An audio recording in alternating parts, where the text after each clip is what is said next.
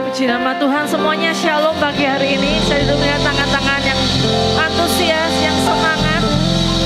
Kita berikan kemuliaan bagi nama Tuhan. Haleluya. Mari kita akan mulai ibadah kita pagi hari ini. Dan juga di rumah-rumah, mari persiapkan hati kita lebih lagi kepada Tuhan. Tuhan Yesus, kami mengucap syukur untuk kesempatan pagi hari ini. Di hari Minggu ini Tuhan, ibadah raya yang pertama Tuhan. Kami bersyukur Tuhan buat kekuatan, buat kasih dan anugerah-Mu dalam kehidupan kami. Kami menyediakan hidup kami, hati kami, penyembahan kami buat Engkau Tuhan. Mari Bapa, Engkau hadir di tengah-tengah kami.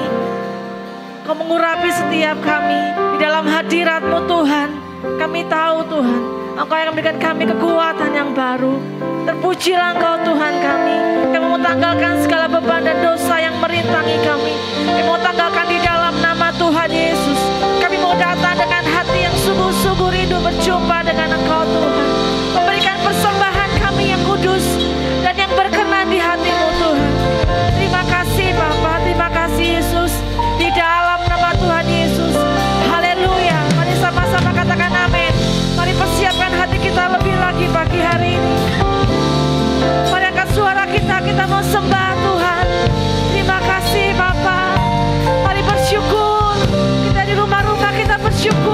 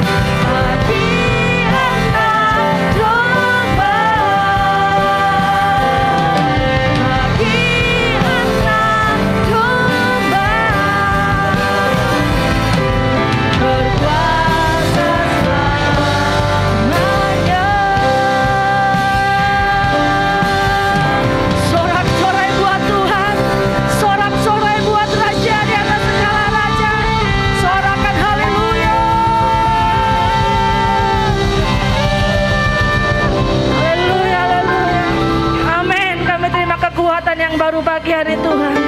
Kita berikan sorak-sorai lebih lagi bagi Tuhan. Sorakan haleluya. Lebih semangat, lebih antusias buat Tuhan pagi hari ini. Kita percaya bahwa Dialah kota benteng. Dialah kekuatan dalam setiap kehidupan kita. Amin. Mari dengan semangat, dengan percaya, katakan. Berjalan bersamamu. Dengan mantap katakan. Tak akan ku gentar.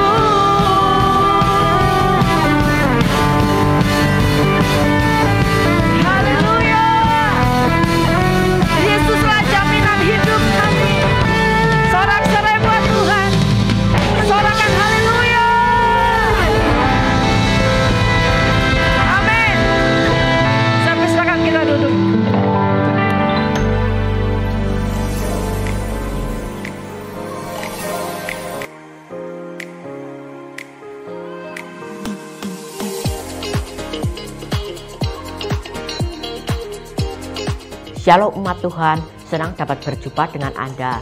Mari kita datang dengan segenap hati untuk beribadah kepada Tuhan. Bersama saya Wilson, mari kita ikuti HOG News minggu ini.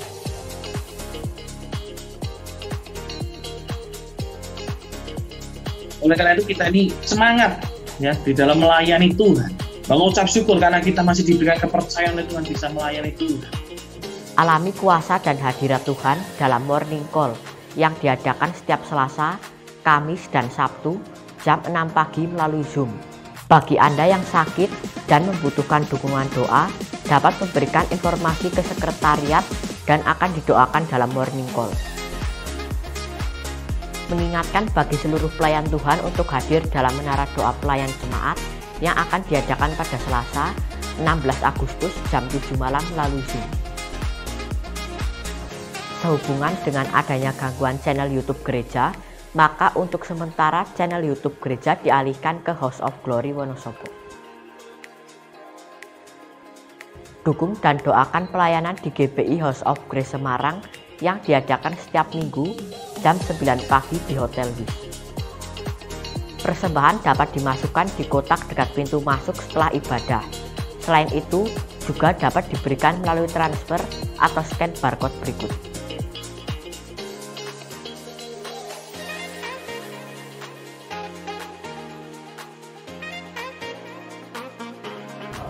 Sebab upah dosa ialah maut, tetapi karunia Allah ialah hidup yang kekal dalam Kristus Yesus Tuhan kita. Demikian HOG News minggu ini. Tuhan Yesus memberkati.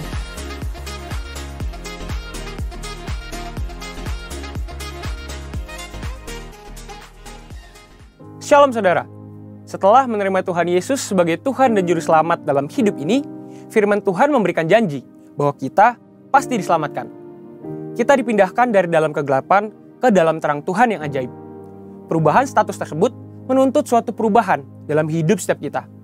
Dari yang semula kita bebas untuk melakukan apapun sekehendak kita, sekarang kita perlu hidup kudus sesuai dengan kehendak Tuhan kita. Dalam Voice of Pentecost kali ini, kita akan bahas mengenai hidup kudus, mungkinkah?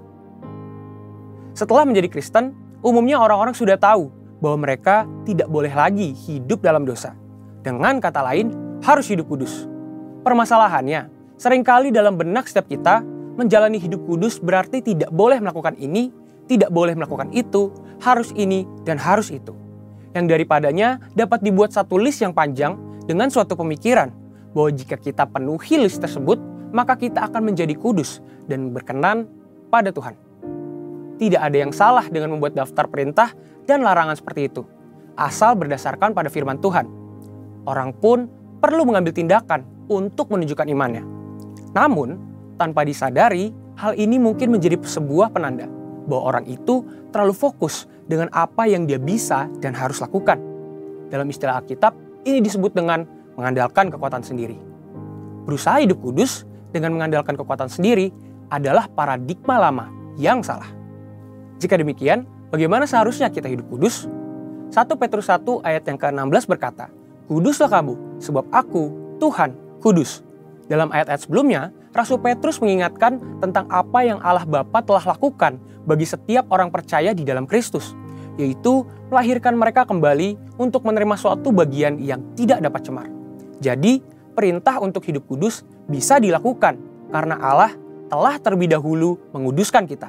Inilah paradigma yang benar.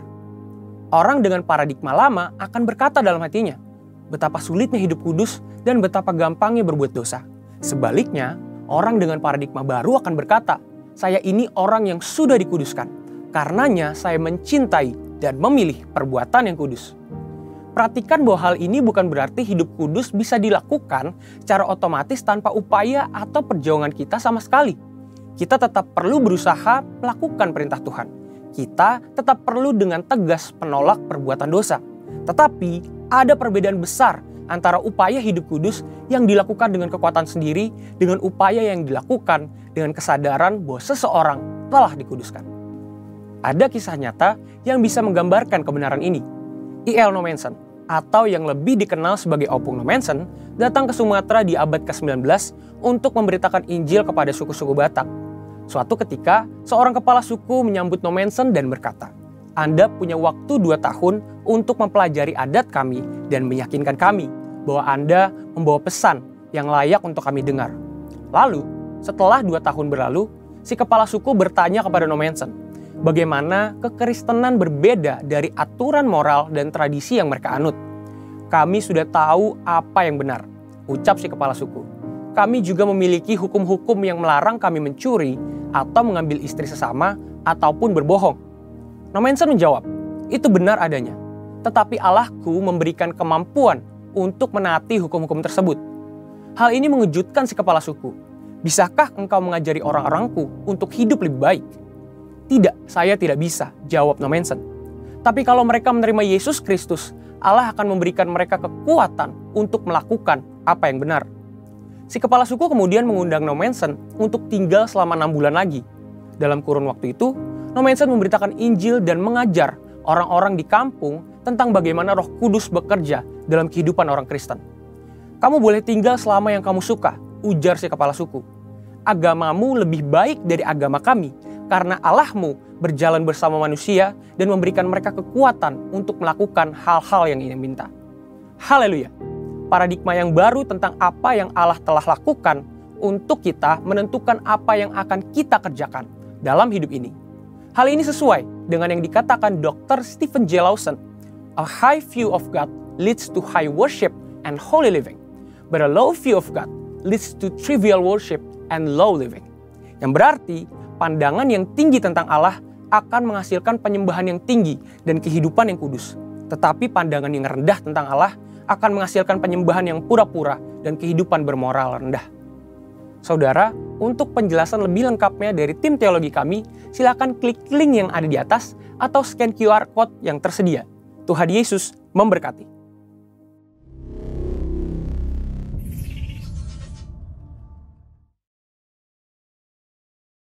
Puji nama Tuhan, Salam, Bapak Ibu dikasih Tuhan. Semua diberkati Tuhan. Puji nama Tuhan. Mari Bapak Ibu, saya ajak semua bangkit berdiri.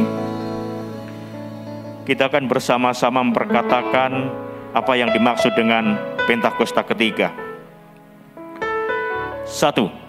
Pentakosta ketiga adalah pencurahan Roh Kudus yang dahsyat di zaman ini, melebihi yang terjadi di Azusa Street. 2. Pentakosta ketiga akan mengakibatkan penuaian jiwa yang terbesar dan yang terakhir sebelum Tuhan Yesus datang kembali. 3. Pentakosta ketiga akan bangkitkan generasi Yeremia, yaitu anak-anak muda yang dipenuhi Roh Kudus, cinta mati-matian kepada Tuhan Yesus, tidak kompromi terhadap dosa, dan akan bergerak untuk memenangkan jiwa. 4. Pentakosta ketiga lahir di Indonesia dan bergerak ke bangsa-bangsa. Gerakan ini dari timur ke barat dan akan kembali ke Yerusalem. 5. Pentakosta ketiga akan berikan kuasa untuk menyelesaikan amanat agung, dan setelah itu Tuhan Yesus datang kembali. Amin. Beri tepuk tangan bagi Tuhan kita. Haleluya. Kita akan juga terus perkatakan pesan Tuhan bagi gereja kita bahwa tahun 2022 adalah tahun paradigma yang baru. Mari bersama-sama katakan tahun 2022 tahun paradigma yang baru. Sekali lagi dengan iman, dengan semangat, tahun 2022 tahun paradigma yang baru. Haleluya. Berikan tepuk tangan yang terbaik bagi Tuhan kita. Mari satukan hati kita, kita akan naikkan doa syafaat kita. Bapa Surgawi, terima kasih buat anugerah dan kasih-Mu Tuhan Yesus. Sebab Engkau baik, ketika waktu ini kami boleh datang beribadah kepadamu semua karena kasih dan anugerah-Mu Bapa. Dan saat ini kami bersatu hati berdoa, menopang setiap pemimpin rohani kami.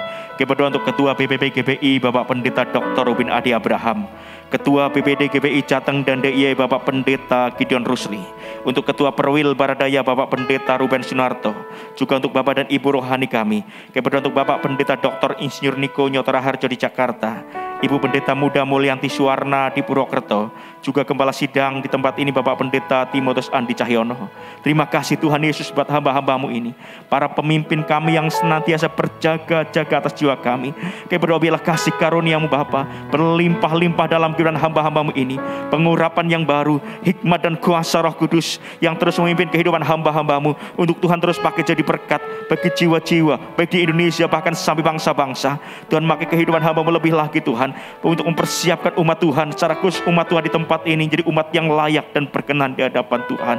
Dan itu Bapa, mari Tuhan, Kau memakai hidup hamba-Mu lebih lagi Tuhan Yesus di setiap tempat hamba-Hamba melayani. Maka nama Tuhan Yesus ditinggikan dan dipermuliakan, dan tanda-tanda heran dan ajaib menyertai pelayanan hamba-hamba-Mu ini. Kekuatan yang baru, kesehatan yang daripada Tuhan, terus Tuhan nyatakan dalam kehidupan para pemimpin kami ini Tuhan. Seluruh keluarganya juga dalam perlindungan Tuhan yang sempurna. Tuhan terus pakai kehidupan hamba-hamba-Mu, keluarganya, untuk jadi berkat bagi jiwa-jiwa, menyelesaikan amanat agung Tuhan Yesus. Terima kasih Bapa, terima kasih Tuhan Yesus buat para pemimpin kami. Terima kasih Tuhan. Kami juga berdoa buat kota tercinta, kota Wonosobo. Kau mengasihi kota ini Tuhan Yesus. Mari Bapa nyatakan kasih-Mu Tuhan lebih lagi bagi kota ini ya Bapa. Kami rindukan lawatan Tuhan terjadi atas Wonosobo. Kami rindukan kebangunan rohani terjadi atas kota ini Tuhan. Kami rindukan pertobatan jiwa-jiwa. Mari Bapa nyatakan kasih bagi kota ini. Berkat-Mu dicurahkan atas Wonosobo. Kasih-Mu dilimpahkan atas kota ini Tuhan. Berkati para pemimpin kota ini, mereka yang telah Tuhan pilih untuk menjalankan roda pemerintahan. Bila roh takut akan Engkau Tuhan ada dalam hati mereka, kebijaksanaan dari Tuhan ada dalam pikiran mereka, untuk Tuhan terus pakai Tuhan pemimpin kota ini, membawa kota ini mengalami kemajuan demi kemajuan. Juga bangkitkan gereja-gereja Tuhan di Wonosobo. Bersama-sama kami bergandengan tangan untuk menjadi berkat bagi kota ini ya Bapa. Dan kami percaya Tuhan, kasih-Mu melimpah atas gereja-Mu di tempat ini. Tuhan pakai kami untuk menjadi berkat bagi kota ini, bagi jiwa-jiwa di Wonosobo. Terima kasih Tuhan Yesus, terima kasih. Kami juga berdoa buat Indonesia, bangsa yang besar di mana kami ada dan tinggal. Terima kasih Tuhan Yesus buat Indonesia. Kami mengasihi bangsa ini Tuhan Yesus. Dan kami juga rindukan Tuhan, lawatan Tuhan dicurahkan atas Indonesia. Kami rindukan Tuhan, kuasa Tuhan dicurahkan atas Indonesia. Kami rindukan kebangunan rohani yang dahsyat atas bangsa ini ya Tuhan. Dan kami juga berdoa memberkati pemimpin bangsa ini, dari presiden, wakil presiden, seluruh jajaran kabinet, TNI, Polri, bahkan sampai tingkat RT RW, diberkati Tuhan. Roh takut akan Tuhan ada dalam hati mereka Tuhan. Engkau juga memberikan kebijaksanaan kepada mereka Tuhan, untuk bahwa Indonesia terus dipakai Tuhan, untuk membawa Indonesia mengalami kemajuan demi kemajuan, dan bahwa Indonesia terus jadi berkat bagi bangsa-bangsa lain. Nyatakan kemuliaan-Mu atas bangsa ini. Bangkitkan gereja-gereja Tuhan. Bersama-sama Tuhan nyatakan kemuliaan-Mu atas gereja-gereja-Mu di Indonesia, untuk bangkit jadi berkat bagi bangsa ini Tuhan. Nyatakan kasih-Mu Tuhan atas Indonesia. Ketika hari-hari ini Tuhan, goncangan demi goncangan masih terjadi, tapi kami percaya Tuhan, ini waktunya Tuhan melawat Indonesia. Setiap orang yang berseru kepada nama Tuhan akan diselamatkan. Dan di era Pentakosta yang ketiga, kami percaya Tuhan, Roh Kudus akan dicurahkan dengan lebih dahsyat lagi. Tuhan juga akan bangkitkan generasi Yeremia, anak-anak muda yang dibeni Roh Kudus, yang cinta mati-matian kepada Tuhan Yesus, tidak kompromi terhadap dosa, dan akan dipakai Tuhan jadi berkat bagi Indonesia, bahkan sampai bangsa-bangsa. Jadi Bapa nyatakan kasih-Mu atas Indonesia Tuhan.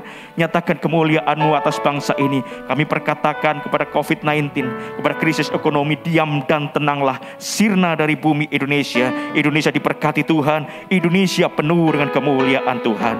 Terima kasih Bapa, terima kasih. Kami juga berdoa buat Yerusalem. Shalom Yerusalem. Damai sejahtera Tuhan turun atas Yerusalem.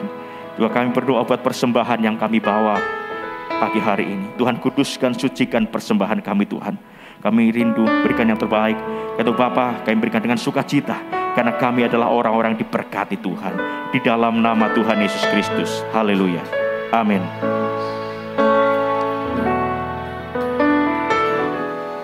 Sekalipun dagingku dan hatiku habis lenyap, gunung batuku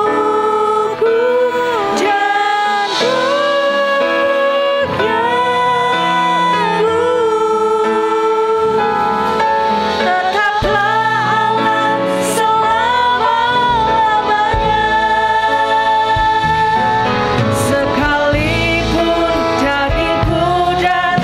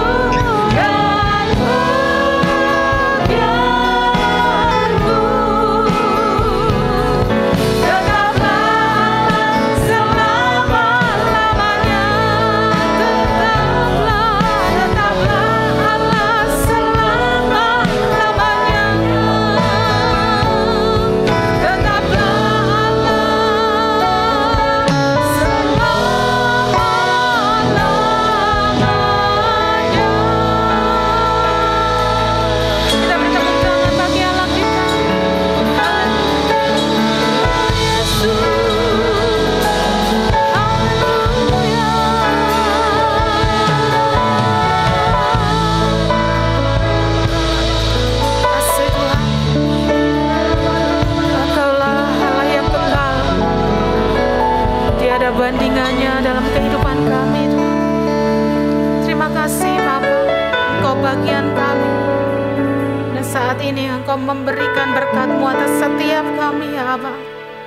Baik itu pengertian, baik itu hikmat, itu tuntunan, perkataan yang akan menjadi pegangan rema dalam kehidupan kami, mengiring Engkau, supaya kami tetap menang, supaya kami tetap ada di dalam jalan dan kehendak Tuhan. Terima kasih Tuhan, Kau memberkati setiap umat Tuhan, mengurapi setiap kami, jadikan tanah kami tanah yang subur bagi benih firman Tuhan ditaburkan, bertumbuh dan berbuah, menghasilkan buah di dalam nama Yesus. Haleluya, amin. Puji nama Tuhan. Silakan Bapak Ibu duduk. Semua dalam keadaan baik, amin. Ya, tanpa terasa kita minggu demi minggu kita jalani dalam berkat dan penyertaan Tuhan. Dan kita tahu bahwa di masa-masa yang baru, di musim yang baru, kita juga banyak kisah ya.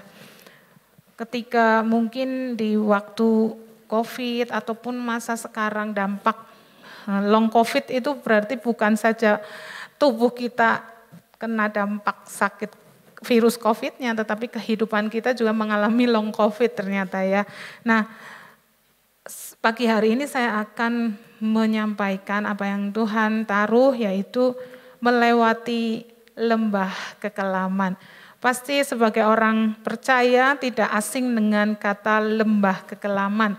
Tetapi apakah yang dimaksud dengan lembah kekelaman? Kita akan lihat dulu apa itu lembah ya. Lembah adalah sebuah lekukan di antara dua pegunungan. Jadi kalau kanan kiri itu gunung ya, atau mungkin kalau di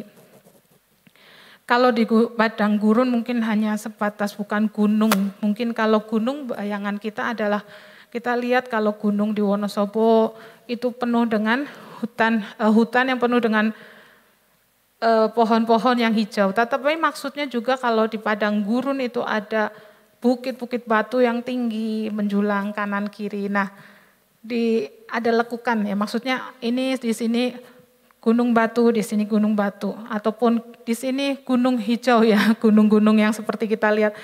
Dua gunung di antara kanan ini di tengah-tengahnya ya, di antara dua gunung. Nah, itu ada jalan yang sangat panjang sehingga keadaannya itu di sana itu gelap dan lembab. Jauh dari sinar matahari karena terhalang oleh dua gunung itu. Dan kondisi itu sangat berbahaya. Karena apa?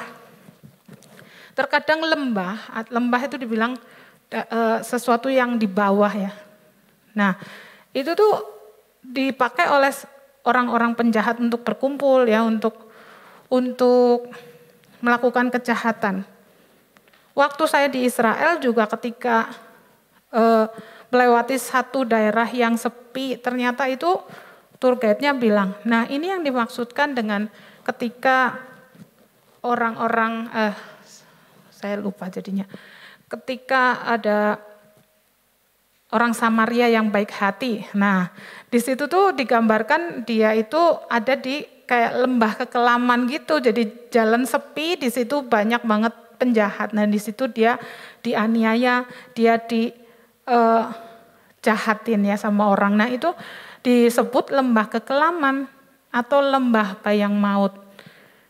Jadi kalau orang harus melewati lembah itu takut karena sesuatu yang perjalanan yang amat berbahaya. Bagaimana dengan maksud secara kehidupan kita?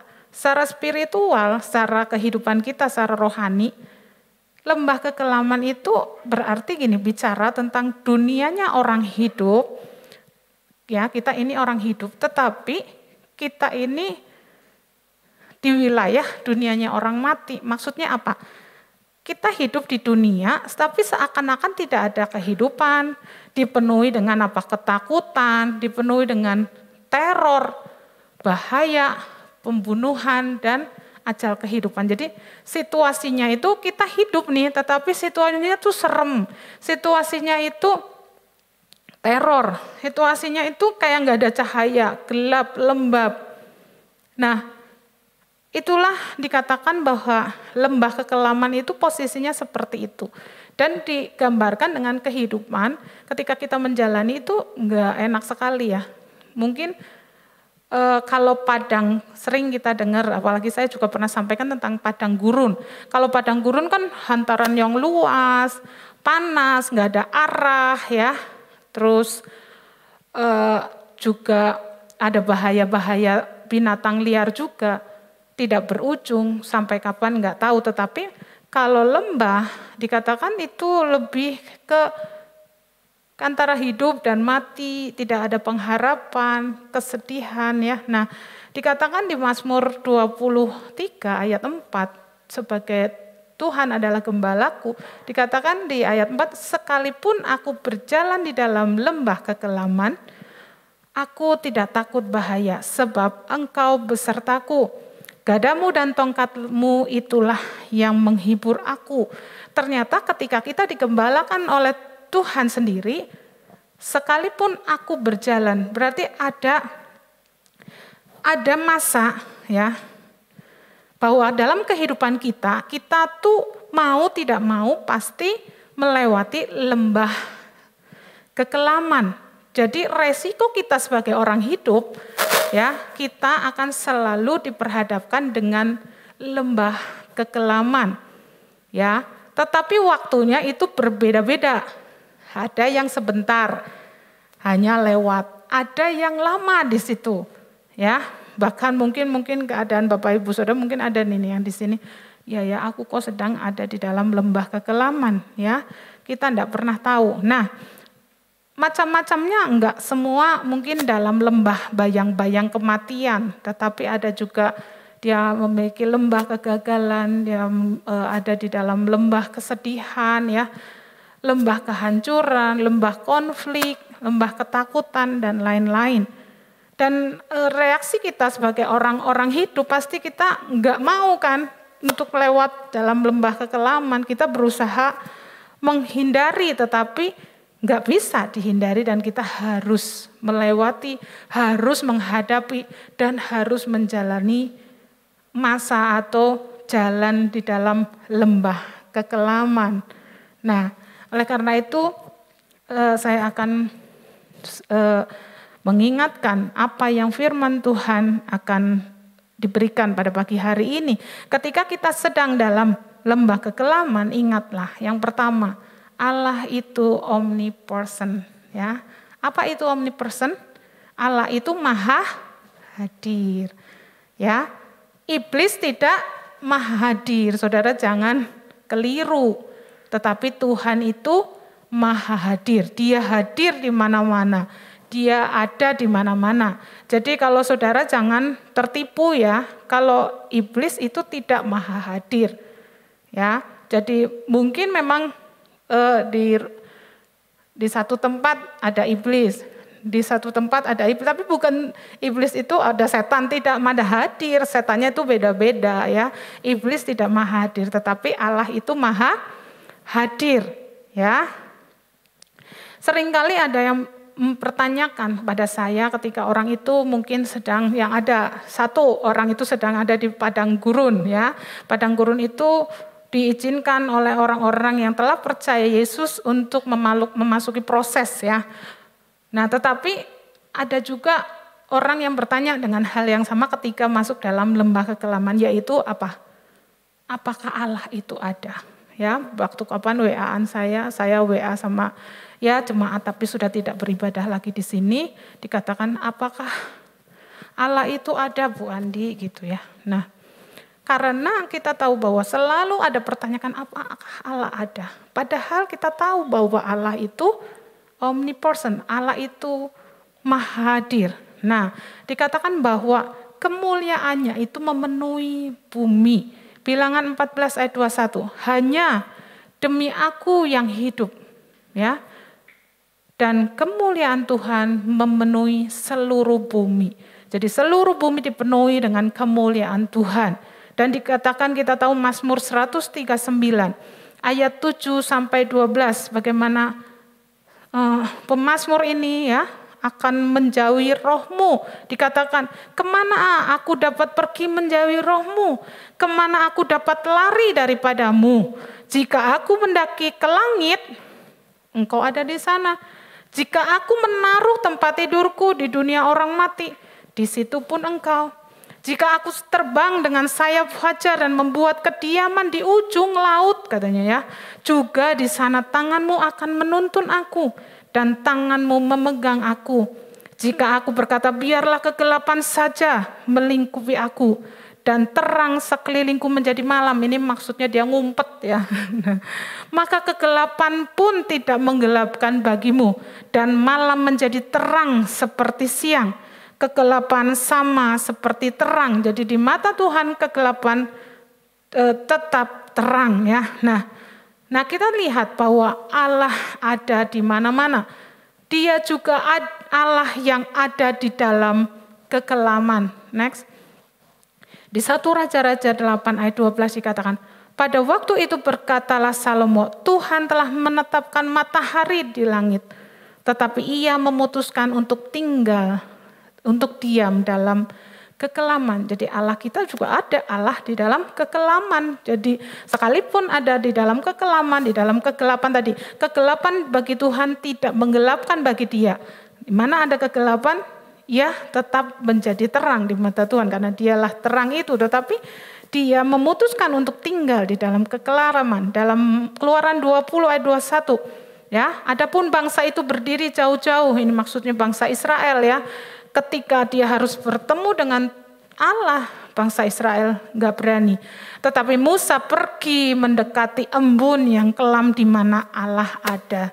Jadi Allah juga tinggal di dalam kekelaman. Yang kedua, nah ketika kita tahu Allah ada dimanapun, Allah itu tinggal di dalam kekelaman. Tetapi kita tahu yang kedua, ya jangan takut. Allah menyertai saudara dan saya. Dikatakan bahwa beda ya, ada dan menyertai. Nah, saudara tahu ada Pak Andi di sini, tetapi Pak Andi kan tidak menyertai hidup saudara. Tapi mungkin Pak Andi ada untuk saya setiap hari sama-sama dengan saya. Tetapi Allah nggak cuma ada, tetapi Dia menyertai. Keberadaannya enggak cuma ada, tetapi dia mendampingi, dia menyertai. Karena itu aku tidak takut sebab dia menyertai aku. Ya, dikatakan dalam Mazmur 23 tadi. Nah, dikatakan bahwa Yesaya 43 ayat 2. Ini ya, arti menyertai. Apabila engkau menyeberang melalui air, aku akan menyertai engkau. Atau melalui sungai-sungai, engkau tidak akan dihanyutkan.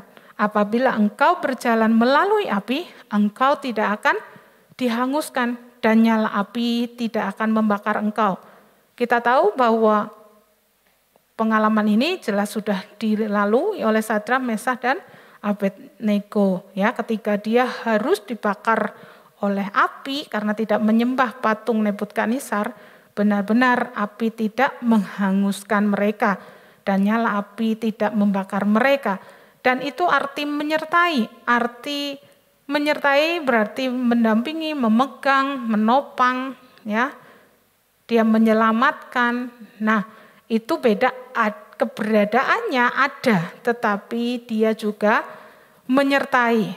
Nah, mungkin kita kan sedang berada di tempat yang sulit dalam perjalanan hidup kita. Dan kita bahkan meragukan dan mengabaikan kebaikan Tuhan.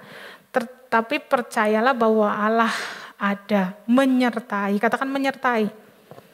Menyertai saya. Bilang menyertai saya. Ya, jangan ngomong, ya kan menyertai kamu, dia nggak ada buat aku. Ya, tapi menyertai saya. Ya, nah, arti lembah kekelaman kan valley kok bukan value, valley of the shadow of death, lembah kematian. Ya, lembah kematian itu berarti ya sesuatu yang menakutkan, mengancam. Ya, tetapi dikatakan bahwa sekalipun aku berjalan dalam lembah kekelaman, tetapi aku tidak takut bahaya, sebab Engkau besertaku. Gadamu dan tongkatmu itulah yang menghibur aku.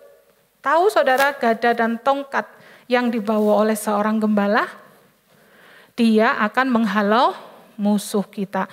Dia yang akan menghadapi orang-orang yang jahat kepada kita. Kalau dibilang bahwa di dalam lembah kekelaman adalah sarang penjahat, dia yang akan menghalau, dia akan menghadapi, dia yang menjadi perisai dari kita, ya, dari domba-domba yang menghibur aku. Enggak takut gitu, senang karena ada perlindungan. Kuncinya jangan takut karena kita tidak sendiri. Tuhan ada bersama dengan saudara dan saya. Yang ketiga, jangan lupa ketika kita ada di dalam lembah kekelaman, cari Tuhan. Libatkan Dia dan tunggu pertolongannya. Karena gini saudara, kita kan pinginnya itu cepat. Tapi kan tadi saya bilang bahwa waktunya setiap kita itu masing-masing beda. Ya, ketika kita mungkin mengalami sakit penyakit, ada yang mungkin sakitnya sebentar, tetapi ada yang bertahun-tahun, ada yang puluhan tahun, bahkan mungkin ada yang sampai meninggal belum sembuh.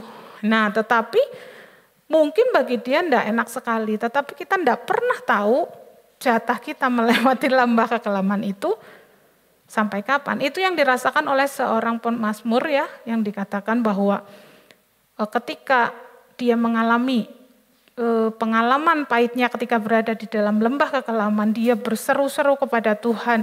Ya, yang dirasakan hanya apa? Lelah, khawatir, ketakutan. Ya, tapi segala usaha yang dilakukan oleh pemazmur ini, oleh Daud, itu seakan-akan nggak ada jalan keluar. Tidak ada pertolongan, tapi dia terus berseru-seru. Dia terus 4 kali, ya, pemazmur itu minta pertolongan Tuhan, dilepaskan dari segala penderitaan hidupnya oleh Tuhan. Karena saudara tahu berapa puluh tahun dia dikejar-kejar Saul. Bayangin saudara, kalau sehari nggak disukai orang aja nggak enak ya rasanya, mungkin terngiang-ngiang, dia ngomong apa nggak disukai. Tapi ini dikejar-kejar, di padang gurun dia dikejar-kejar puluhan tahun. Daud itu dikejar sama Saul mungkin sekitar 20, selama hidup sih Saul dia tuh kejar-kejar Daud terus, mungkin sekitar 20 tahun ada ya. Dia kejar terus. Seumur hidup Daud tuh dikejar-kejar sampai dia mendapat waktu untuk dia menjadi raja. Padahal dia udah diurapi, begitu diurapi sama Samuel, dia lari ke padang gurun dan dia dikejar-kejar. Bayangin saudara, bagaimana rasanya tinggal di dalam suasana seperti itu. Dia berseru, tetapi di saat yang tepat dia menemukan jalan keluar dalam kemenangan. Tuhan sendiri yang mengulurkan tangannya untuk membawanya keluar dari kegelapan dan kekelaman. Bahkan belenggu-belenggunya telah diputuskannya. Itu ditulis dalam Mazmur 107 ayat 10 dan 14. Ada orang-orang yang duduk di dalam gelap dan kelam, terkurung dalam sengsara dan besi. Dibawanya mereka keluar dari gelap dan kelam dan diputuskannya belenggu-belenggu mereka. Ya, jadi Daud pun berseru-seru dia karena tahu bahwa dia harus cari pertolongan Tuhan. Karena kita ini kalau fokus cari pertolongan Tuhan, pinginnya cepat-cepat ditolong. Tetapi dia terus berseru. Dan ketika dia menantikan pertolongan Tuhan, Tuhan membawanya keluar, ya, dari gelap dan kelam. Dan diputuskannya belenggu-belenggu mereka. Jadi ketika kita melewati lembah kekelaman, kita justru harus ingat. Untuk ingat kepada Tuhan, untuk ingat kita tuh tidak bisa berjalan sendiri, dengan kekuatan sendiri, dengan kepintaran sendiri. Tetapi kita harus melibatkan Tuhan dalam apapun kesukaran kita. Nah, saudara, jadi kalau kita ragu-ragu, kita mempertanyakan Tuhan, pasti lembah kekelaman itu akan menenggelamkan kita untuk kita dikuasai. Sehingga apa? Roh depresi, roh apalagi ini Ini nih kan pandemi ini kan seri konseling atau pendidikan konseling atau hamba Tuhan itu terus diperlengkapi dengan sesi-sesi konseling karena ternyata juga dunia ini sedang membutuhkan banyak banget mental jiwa yang sedang butuh pertolongan untuk dikuatkan, untuk dibangun gitu. Karena masalahnya seringkali akhirnya putus asa, depresi, bahkan mungkin bunuh diri. Karena banyak sekali orang mengalami lembah dalam kehidupan kita. Nah, kita sebagai orang percaya kita harus bisa membangun diri sendiri untuk tidak kalah, untuk tidak meragukan Tuhan, untuk tidak mempertanyakan Tuhan, tapi justru cari Tuhan, maka kita akan hidup. Cari Tuhan, maka kita akan menerima pertolongannya. Tunggu waktunya Tuhan mengeluarkan kita dari lembah kekelaman, ya. Dan di dalam lembah kekelaman kan kita tahu bahwa iman kita juga diuji. Ya, iman kita ini diuji untuk terus percaya kepada Tuhan. Nah, bagaimana kita dapat merasakan kuasanya bekerja atas kita bila kita tidak mengalami satu kesulitan, tidak mengalami satu masalah. Di dalam Yesaya 9 ayat 1 dan 6. Nah, ini ya bahkan dikatakan bangsa yang berjalan di dalam kegelapan telah melihat terang yang besar. Mereka yang diam di negeri kekelaman, atasnya terang telah bersinar. Sebab seorang anak telah lahir untuk kita. Seorang putra telah diberikan untuk kita. Lambang pemerintahan ada di atas bahunya. Dan namanya disebutkan Orang Penasehat, Ajaib, Allah yang perkasa, Bapa yang kekal, Raja Damai. Jadi kalau kita mengundang Dia, melibatkan Tuhan dalam setiap pergumulan kita, maka sungguh-sungguh kita akan mengalami. Yang pertama, next, ada ya? Ya, wonderful atau ajaib, keajaiban Tuhan, Dia ajaib, Allah yang ajaib, yang membuat kita akan tertajuk-tajuk ya, akan kita terheran-heran atas mujizat, atas pertolongannya, ya. Ada banyak hal yang mungkin tidak pernah kita bayangkan kita akan ketemu dengan Tuhan melalui mujizat-mujizat yang dinyatakannya. Lalu Dia akan menjadi counselor, Dia akan menjadi penasehat, Dia akan memberikan hikmat. Ketika kita mengalami masalah, kita akan tahu bahwa Allah memimpin, Allah menuntun, Allah menggandeng kita, Dia akan menunjukkan jalan yang lebih baik untuk kita melewati lembah kekelaman. Kita juga akan mengalami Allah yang perkasa, Allah yang kuat, Allah yang memberikan kita kemenangan, ya, karena Dia Allah yang luar biasa. Dia juga kita akan menjumpai sebagai Bapa yang kekal. Dia tidak berkesudahan, apapun masalahnya, seberat apapun, tapi Tuhan bilang, Aku yang berperang bagi kamu, ya. Segala masalah tidaklah terlalu berat bagi Bapa yang kekal, dan kita akan menemukan Dia sebagai Raja Damai, Allah yang memerintah. Ketika dikatakan bahwa serahkanlah segala khawatirmu kepada Dia, maka Dia akan memberikan damai sejahtera di dalam kehidupanmu yang melampaui segala akal dan pikiran kita. Ya, jadi Dia akan memberikan damai itu sekalipun mungkin kita ini seakan-akan sedang di dalam keadaan yang menakutkan, tapi kita tidak takut. Karena itu jangan berjalan sendirian, ya. Hadapi dan jalani lembah kekelaman bersama Tuhan yang mau katakan amin, ya. Dan kita terus bersandar kepada Roh Kudus. Saudara, kalau yang namanya bayang-bayang, saudara tahu bayang-bayang itu, ya, bayang-bayang itu berarti ada cahaya. Ya, ada hadirnya cahaya dalam kehidupan kita. Bagaimana kita menghadapi bayang-bayang?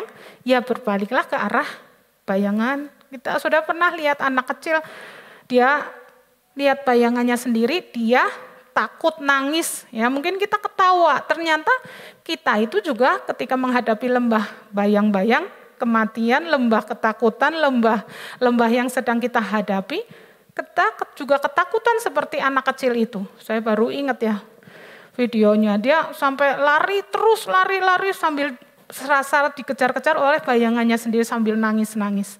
Oleh karena itu sebetulnya kita harus berbalik ke arah cahaya yang menyinari kita. Sebetulnya tidak ada bayang-bayang itu, karena itu adalah bayangan diri kita sendiri. Ya, oleh karena itu carilah Allah. Carilah cahaya yang lebih besar dari kita, ya.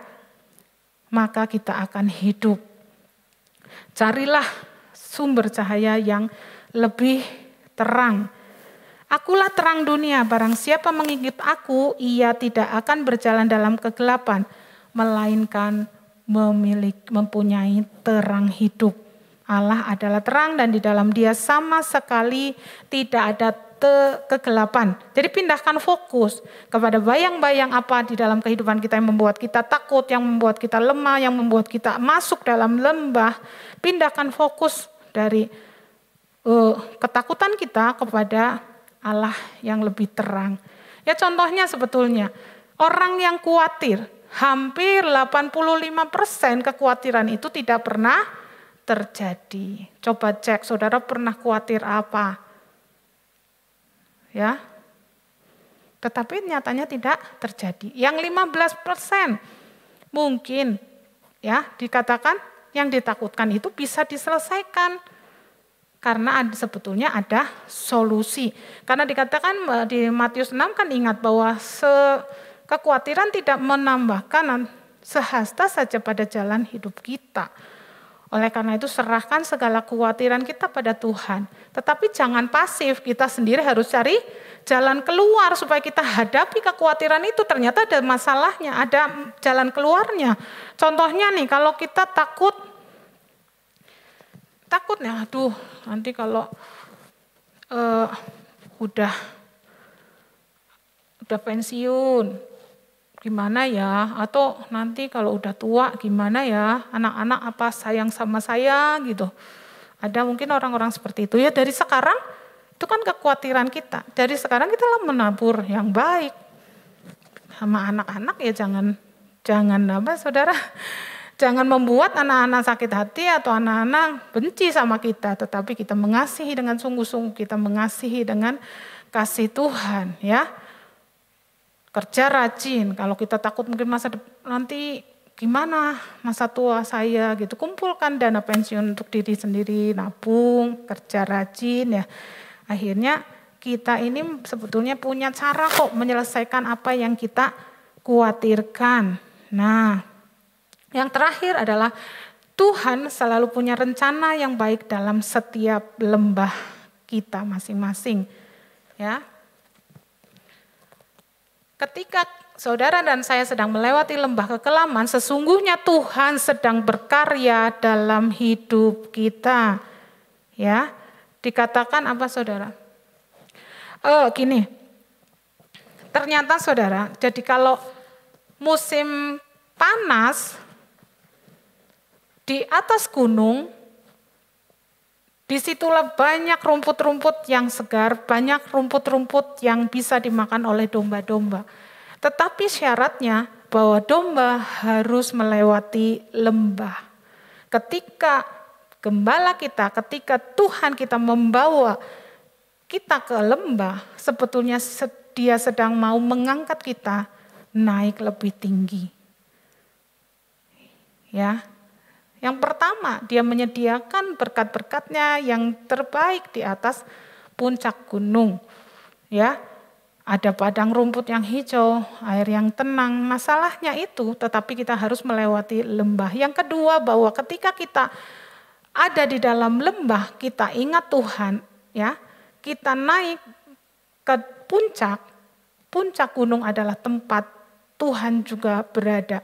Dia rindu untuk mengakrabkan diri dengan kita melalui masalah. Kalau nggak ada masalah, kita mungkin nggak akan cari Tuhan. Percayalah saudara, itu lebih. Kemarin Pak Niko baru katakan di Menara Doa Bandung, kemarinnya hari Jumat, dikasih bahwa oh iya, ketika kita ada masalah, kita akan lebih mencari Tuhan. Saudara yang mungkin punya pekerjaan, tidak mungkin, karena punya pekerjaan beda dengan orang yang sedang mencari pekerjaan. Orang yang mencari pekerjaan pasti dia akan berdoa sungguh-sungguh untuk mendapatkan pekerjaan. Ketika berdoa dia sedang menjalin persekutuan dengan Tuhan, menjalin lebih intim lagi. Oleh karena itu ketika kita mungkin sedang ada dalam masalah, pasti kita cari Tuhan. Dan itu akan membuat Tuhan menjalin hubungan dengan kita lebih lagi, ya. Jadi ketika kita sedang menghadapi masalah, konflik, kesedihan, ketakutan, kegagalan, Tuhan itu sedang bekerja di dalam kehidupan kita. Ya, Paulus berkata bermegah juga dalam kesengsaraan kita karena kita tahu bahwa kesengsaraan itu menimbulkan ketekunan. Ketekunan menimbulkan tahan uji, dan tahan uji menimbulkan pengharapan, dan pengharapan tidak mengecewakan. Jadi puncak pada gunung bukan hanya sekedar posisi di atas, bukan sekedar harus naik ke atas, tetapi hubungan yang intim dengan Tuhan, itulah yang Tuhan maksud. Sehingga dikatakan bahwa sebab aku yakin bahwa penderitaan zaman sekarang ini tidak dapat dibandingkan dengan kemuliaan yang akan dinyatakan kepada kita. Ketika kita masuk di dalam lembah kekelaman, kita tahu bahwa ada kemuliaan-kemuliaan yang akan dinyatakan. Kelak juga Tuhan akan memberikan upah bagi kita yang selalu setia kepada Tuhan. Allah sanggup memakai masa-masa yang sulit demi memberikan kita harta terpendam serta kekayaan yang tersembunyi sesuai dengan firman-Nya. Dikatakan aku akan memberikan kepadamu harta yang terpendam dan harta kekayaan yang tersembunyi supaya engkau tahu bahwa akulah Tuhan Allah Israel yang memanggil engkau dengan namamu. Jadi Tuhan menyediakan upah, bahkan menyediakan harta yang terpendam ketika kita memiliki hubungan yang lebih intim dalam setiap masalah persoalan, dalam pengharapan kita mencari Tuhan, ada harta yang terpendam yang Tuhan sediakan. Sebetulnya harta yang terpendam yaitu Allah sendiri. Kita akan mengalami tadi wonderful, ya, keajaiban Tuhan, Allah yang perkasa, hikmat.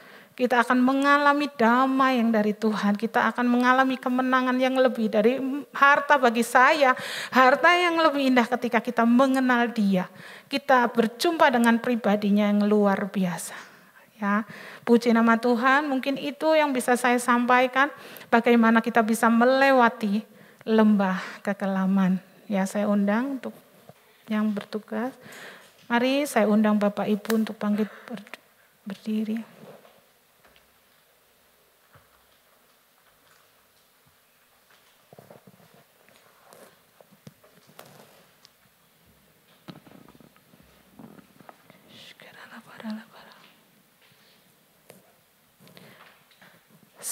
Sekalipun kau berjalan dalam lembah kekelaman,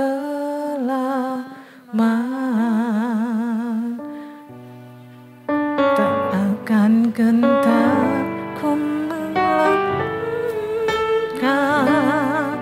sebab Engkau besertaku sekalipun ku berjalan dalam lembah kekelaman.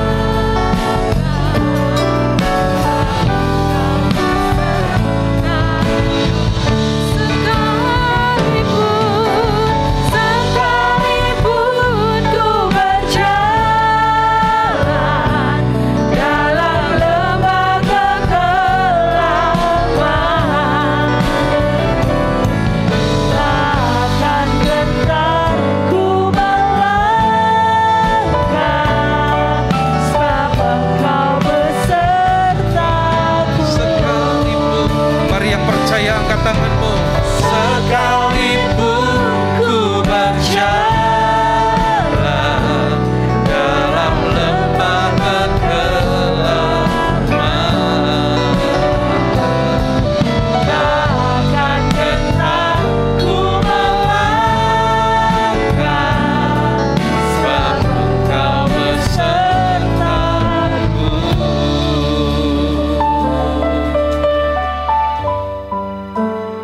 Jika ada dari kita yang sedang ada dalam lembah kekelaman, lembah bayang-bayang,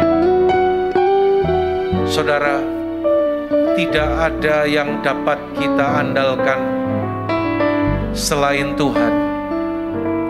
Mari datang kepada Tuhan.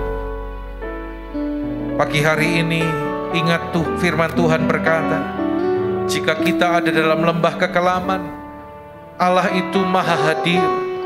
Dia ada bersama-sama dengan kita. Bahkan bukan sekedar ada, tapi Dia menyertai kita, anak-anaknya. Dan Tuhan berkata, cari Tuhan, libatkan Dia, tunggu pertolongannya. Saudara, tetaplah setia. Jangan karena pergumulan dan masalah kita meninggalkan Tuhan.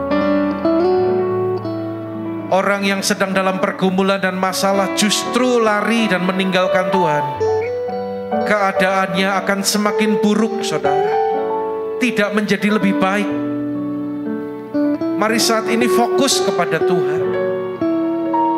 Ketika kita ada dan kita melihat mungkin orang-orang di sekitar kita, kita mungkin beribadah melayani, kita melihat kenyataan di gereja, ada orang yang mengecewakan, ada situasi yang mungkin membuat kita lemah. Saudara, tetap fokus kepada Tuhan. Karena apa yang kita lakukan bukan untuk manusia, tetapi untuk Tuhan. Mengapa saya terus mendorong jemaat tetap setia beribadah, tetap setia beribadah.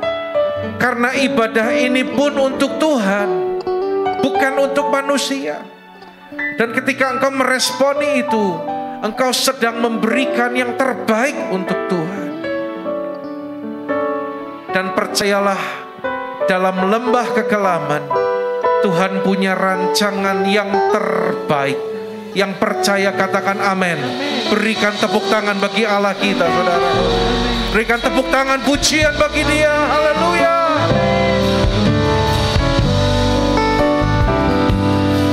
Mari sekarang serahkan hidupmu. Terima kekuatan dari Tuhan. Mari jemaat angkat tangan di hadapan Tuhan. Katakan segenap hatimu. Sekalipun ku berjalan dalam lembah kekelaman, katakan dengan iman.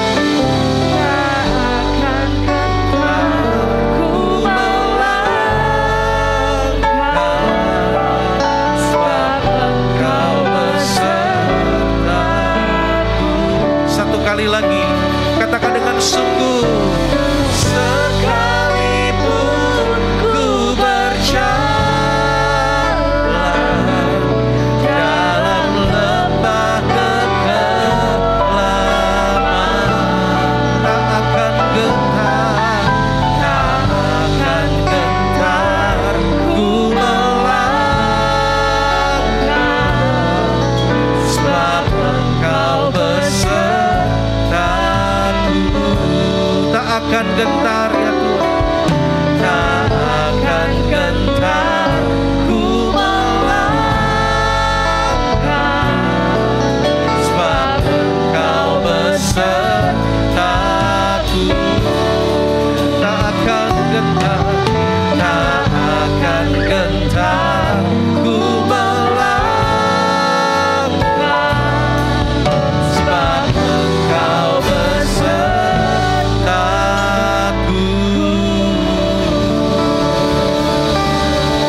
Yang percaya berikan pujian bagi Dia. Haleluya.